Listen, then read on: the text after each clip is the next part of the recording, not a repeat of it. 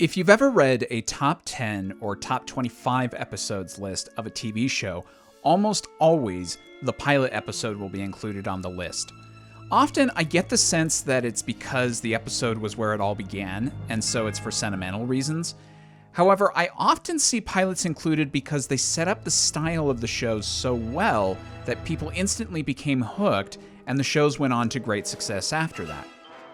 As far as theatrical films go, I think Harry Potter and the Sorcerer's Stone is a good example of a pilot film. It captures the spirit of the book so well that it becomes darn near impossible to imagine another big screen interpretation of these characters and events. The rest of the franchise either follows or builds upon the style and tone set from the first film so as to make a cohesive set of films. Sure, Stone's a little rocky at times, and other films would improve upon various elements, but it's hard not to have a soft spot for the one that started it all. But Dr. No isn't a great Bond film because it's the template that all would follow afterwards. It's a terrific Bond film because it's a great streamlined adventure film. Being one of the more faithful adaptations from Fleming's original novels, Dr. No is not a film with deep characters, captivating arcs, or compelling ideas.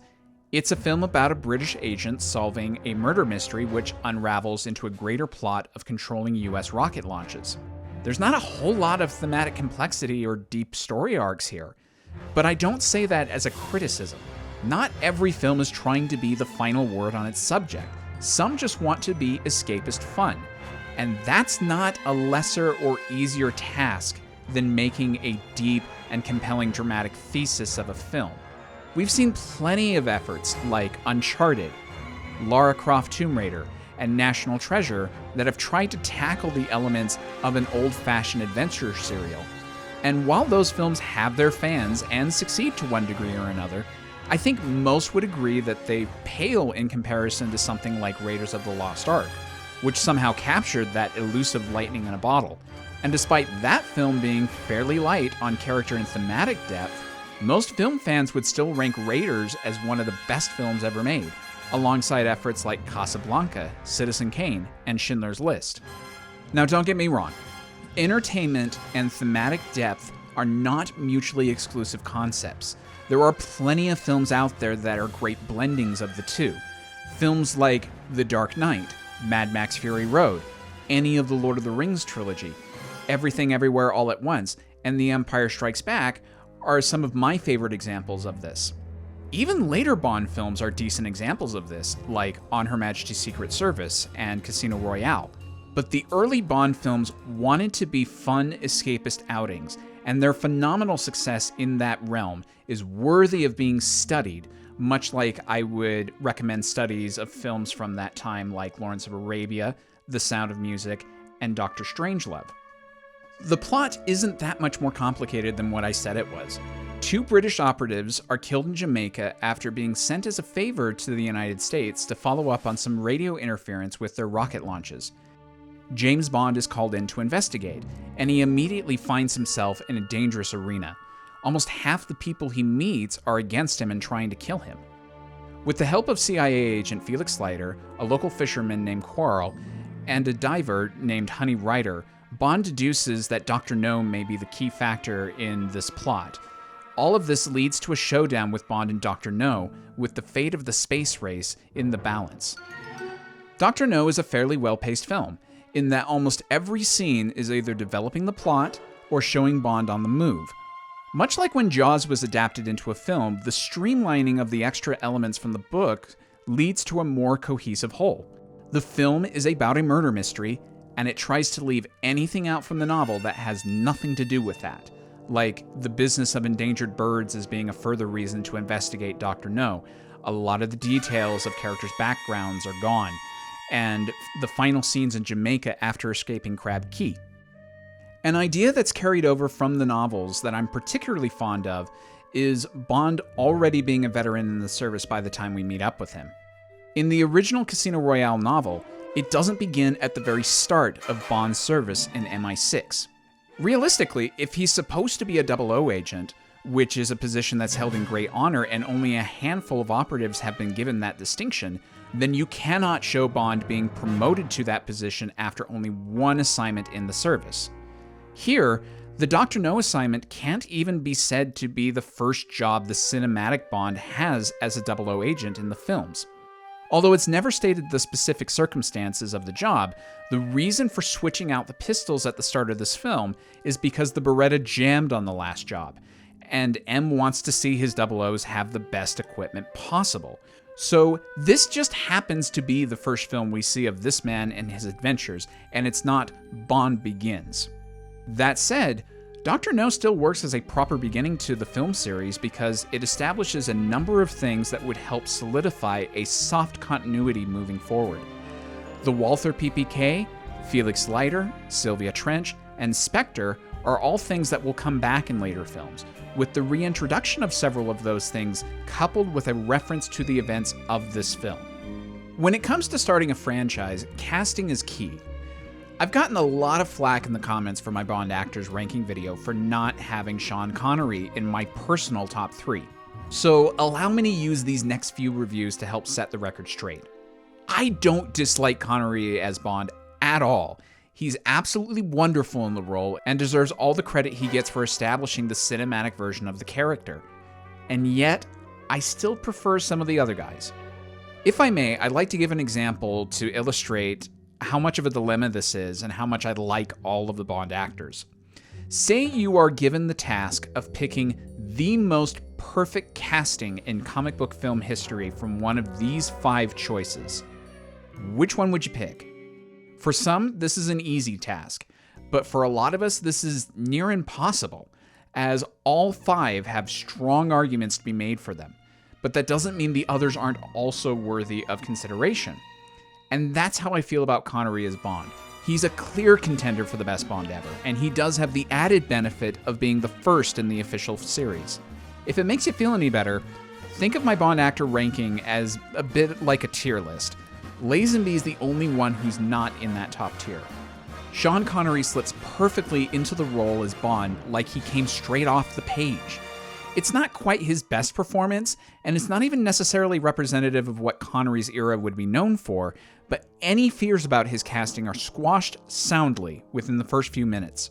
His introduction as Bond is by far the best in the series, which is interesting to me because it's a brand new addition for the film. In the book, Bond is introduced in M's office in a rather mundane, routine manner. In the film, Bond is playing baccarat against Sylvia Trench in a swanky club.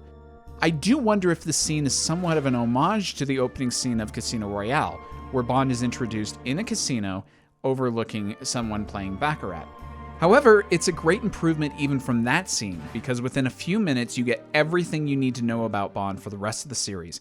He's suave, charming, a womanizer, is a veteran in the service, and puts the job before pleasure. I would put the introduction of James Bond in this film up there with other great character introductions like Lawrence of Arabia or The Man with No Name. As far as other casting goes in the film, it's pretty great.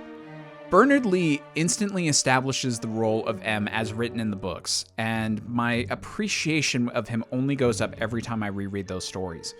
Lois Maxwell only gets the 2 short scenes, but she also perfectly establishes the relationship between Bond and Moneypenny going forward.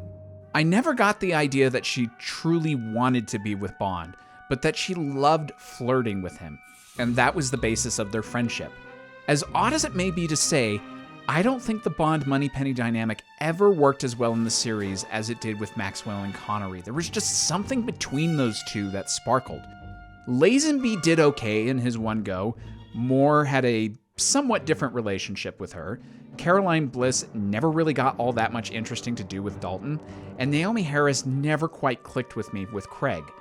The closest for me would be Brosnan and Samantha Bond, and even then, they only had 2 great interactions. Jack Lord is one of my favorite versions of Felix Leiter, precisely because he feels like a kindred spirit to Bond. He's not exactly the Americanized version of 007, but I can easily buy their fast friendship. It's a shame that Lord either could not or did not want to return for the subsequent films, as Connery's era never found a good replacement for him, with the possible exception of Bernie Casey in Never Say Never Again. While I don't care much for the character herself, Ursula Andress is perfect as Honey Rider. She's got the naive innocence down, as well as being effortlessly sexy. Rider is kind of the ultimate red-blooded male fantasy image of a Bond woman, which works for this outing, and I imagine that's why so many of us rank her highly. Quarrel is a very likable Bond ally, with one of the most chilling deaths in the series for me. The rest of the bit parts all do their jobs well, with particular mention going to Anthony Dawson as Professor Dent. That's not just because Dawson went on to play Blofeld in 2 later installments, but because I think he best conveys the sense of overwhelming power that Dr. No has over the Kingston area. He has such fear in his eyes when he goes to Crab Key and speaks with Dr. No, which is the first real glimpse we have of that character. Plus, the cold kill with him is one of Connery's finest moments as Bond, and it does not work unless both actors are playing their parts well. Speaking of Dr. No, I've already covered a lot about what I wanted to say about this guy in my villains ranking. His role in the story is that of a usurping king that quickly establishes his hold over the area. Many answer to him, and those that don't are either eliminated or give him a wide berth. He doesn't have nearly enough screen time for me, and he's so captivating that I wish he was brought back for one more installment. Joseph Wiseman was apparently very nervous when he did this role, and yet that weirdly translates to a mild-mannered coldness which is very effective. He's just matter-of-fact about a lot of things, and it's only when his plan fails that he gets rageful. He's a great start to the series' excellent tradition of villains. Several production elements stand out to me. Let's cover music first. If you've seen my Soundtracks of Bond video, you'll know that I'm not a fan of Monty Norman's score overall.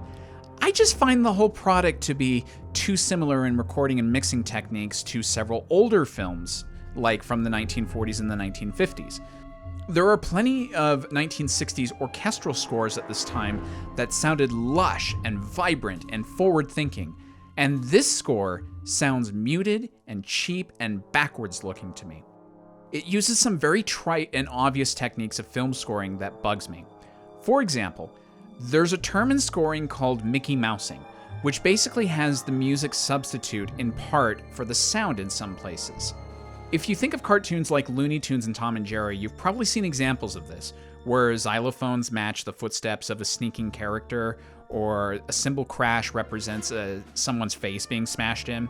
It's something I think rarely works in more serious films.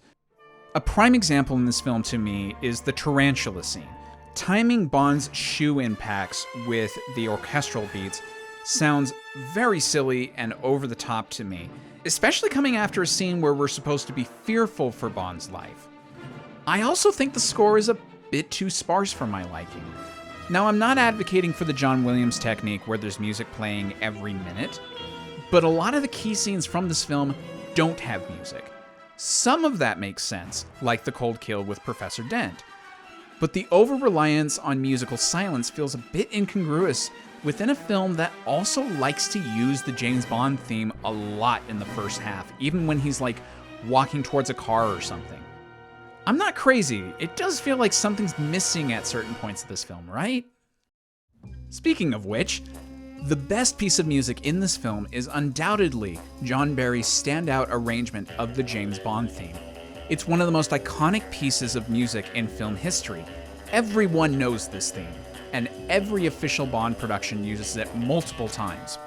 It often provides the best musical moments in each of the films, and that's because it's one of the few pieces of film music that transcends the actor playing the character. No matter who's playing the role, this song fits the interpretation and is an instant thrill generator. Even most of the video games knew the power of this song. A lot of the GoldenEye 64 score is just remixes of this theme, and it's an excellent offering. Agent Under Fire can't go 3 minutes without playing the tune. Quantum of Solace correctly puts aside David Arnold's rather excellent outings and provides its own unique flavor, which uses the Bond theme galore. I don't know what else I can say. With a few exceptions, there has rarely been a more perfect marriage of music to film than the James Bond theme. I've never really paid attention to the costume design of this film before this viewing. Bond's great sense of style is established from frame 1, but he's not the only one that should get a mention. At Crab Key, Dr. No is styled in more Eastern-influenced clothing, and that makes sense given his background. But the wardrobe provided to Bond and Honey is also influenced by the same style, and is unlike anything else they wear in the film, which helps to clue the audience into the fact that we have stepped into Dr. No's world, and he controls the elements here. Much like the shipwrecked Duke Prospero in The Tempest, he might be a minnow pretending he's a whale, but nothing happens on the island without his say, and he is confident in his dominance. Here's the section of the review where I make a few minor observations. I know this film was made for about $1 million at the time, and honestly, a lot of it looks really good even today, but the rear projections are pretty awful. I think my issue is that we hold on to the shots too long, and so I can't help but notice them. As I said, most of the rest of this film looks great, particularly once it went through the Lowry digital restoration process back in 2008. On the Ultimate Edition DVD, it looked better than it ever had, and now with the Blu-ray and streaming versions out, this thing looks pristine. A lot of the locations are pretty terrific too. The beach at Crab Key is on my short list of places to visit if I ever go to Jamaica. While I praise the film for being economical with its pacing, there are some moments where the film slows down a bit too much for me. Bond crawling through the vents at Crab Key, the scenes with Miss Taro at her house, and the length of Dr. No's toppling of the rocket are key issues for me. I've mentioned that there are some notable changes from the book that I think actually help to improve the story for the film, such as adding Felix Leiter into this plot. But one change that doesn't do anything for me is the tarantula. In the novel, it was a centipede. Yeah, I'm more scared of spiders than I am of centipedes, but there's at least a basis for centipedes killing people. Unless Bond is allergic to a spider bite, all he's in for is a rough night at the most. 1962's Dr. No made quite the entrance for James Bond into cinemas. From the very beginning, many of the key elements for a Bond film are put into place, and the series has always looked back to the first 3 Connery films in some way for inspiration. The gun barrel at the start, the flashy titles, lines like Bond, James Bond, exotic locations, beautiful women, an elegant sense of style, death-defying action, dangerous villains with grandiose plans, and a strong leading hero at the center of it all, Dr. No serves as the perfect introduction to the classic run of Bond films. It's an essential watch for all cinema fans, even if its style would be perfected in later adventures. It's not a particularly deep film, but it's an exquisite start to an excellent film series.